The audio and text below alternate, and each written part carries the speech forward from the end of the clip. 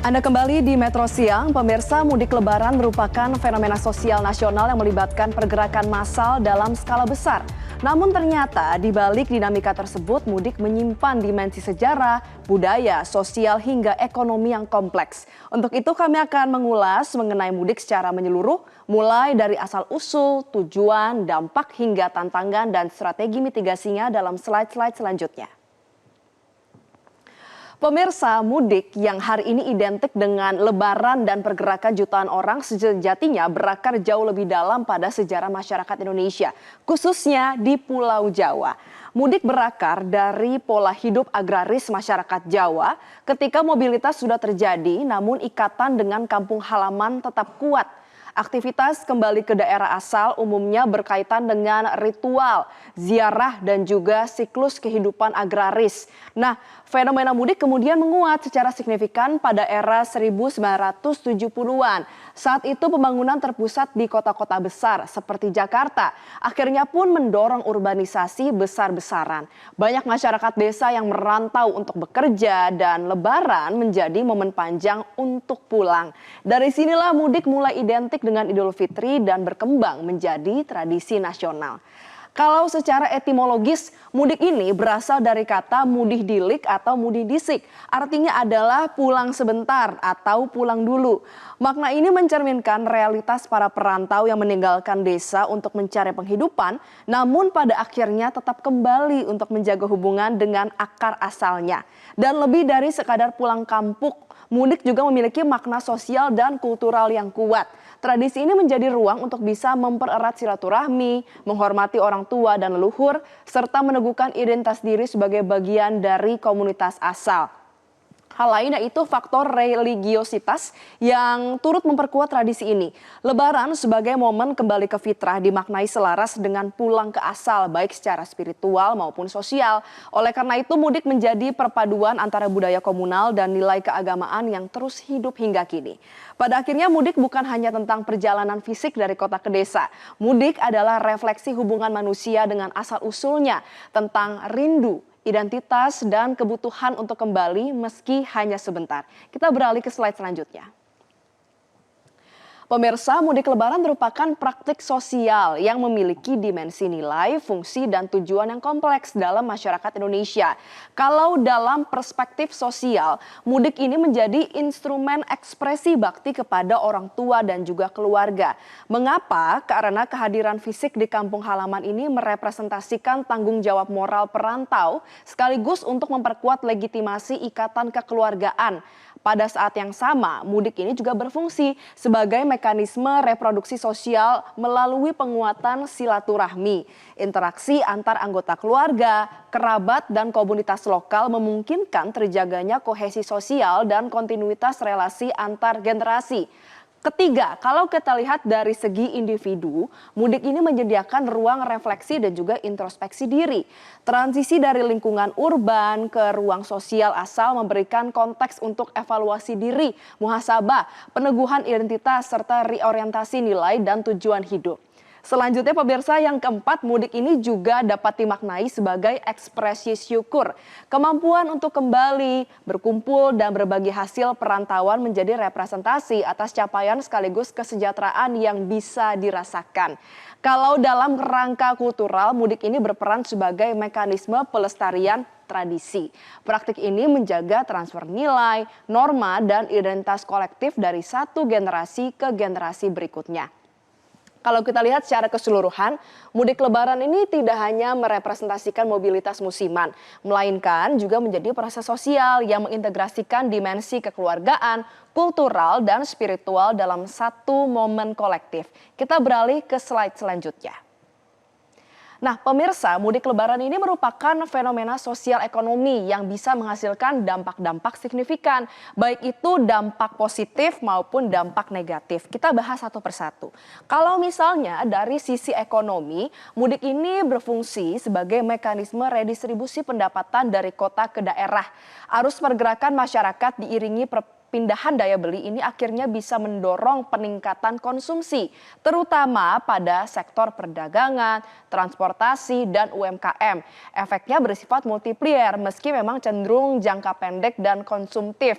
Jadi salah satu dampak positifnya adalah mudik ini bisa meningkatkan perekonomian daerah.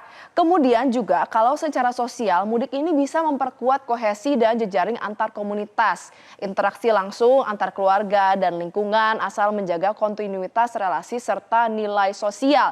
Tapi pemirsa, tidak hanya dampak positif saja, ternyata mudik juga punya loh dampak negatif.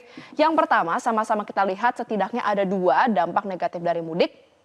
Yang pertama adalah tekanan infrastruktur dan juga kemacetan akibat lonjakan volume pergerakan dalam waktu singkat. Tidak hanya itu, kenaikan harga juga akibat peningkatan permintaan khususnya pada sektor pangan dan transportasi menjadi 2 dampak negatif dari mudik. Kita sama-sama melihat ya, terutama di puncak arus mudik kemarin tanggal 18, bagaimana kemacetan ini terjadi di sejumlah titik di Indonesia. Kemudian juga kenaikan harga, kita tahu ya, jelang lebaran harga daging, harga cabai rawit, bahan pokok, kebutuhan pangan ini mayoritas mengalami peningkatan. Tidak hanya kenaikan harga bahan pangan saja, bahkan juga BBM kita tahu mulai mengalami peningkatan. Jadi secara keseluruhan mudik ini menjadi stimulus ekonomi sekaligus ujian kapasitas infrastruktur dan stabilitas harga.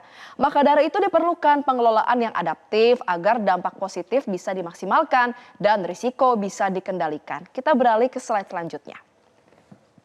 Nah pemirsa, mudik lebaran 2026 ini menghadirkan sejumlah tantangan struktural yang berkaitan dengan kapasitas sistem transportasi dan ketahanan energi nasional. Setidaknya ada 5 pemirsa, kita akan bahas satu persatu. Yang pertama adalah kemacetan lalu lintas. Lonjakan pergerakan hingga lebih dari 140 juta orang menjadikan jalur darat sebagai titik tekan utama, terutama karena dominasi penggunaan kendaraan pribadi. Akhirnya kondisi ini meningkatkan risiko kepadatan yang berkepanjangan di koridor utama mudik. Yang kedua adalah ketersediaan bahan bakar. Tingginya mobilitas mendorong lonjakan konsumsi BBM dengan potensi kenaikan permintaan bensin kisarannya 12% selama periode lebaran. Dan di sisi lain, ketergantungan pada pasokan energi global juga menjadi faktor risiko tambahan terhadap stabilitas distribusi. Kita beralih yang ketiga, yaitu keselamatan transportasi. Peningkatan volume perjalanan tidak selalu diimbangi dengan kesiapan armada dan juga kondisi pengemudi. Maka faktor kelelahan, beban kendaraan, serta pengawasan yang terbatas menjadi variabel kritis dalam meningkatkan risiko kecelakaan. Yang keempat adalah tekanan terhadap infrastruktur. Skala pergerakan massal menjadi ujian langsung bagi kapasitas jalan, kemudian juga rest area, serta sistem transportasi secara keseluruhan. Tanpa adanya manajemen yang adaptif, potensi bottleneck ini atau penyempitan akan meningkat. Dan yang terakhir pemirsa, yaitu faktor cuaca. Variabilitas cuaca termasuk hujan dan kondisi ekstrim jelas dapat mempengaruhi kelancaran dan juga keselamatan perjalanan, terutama pada jalur darat dan juga penyeberangan. Jadi secara keseluruhan tantangan mudik tidak hanya terletak pada volume pergerakan saja, tetapi pada kemampuan sistem dalam mengelola risiko secara terintegrasi, mulai dari transportasi, energi, hingga mitigasi keselamatan. Kita beralih ke slide selanjutnya.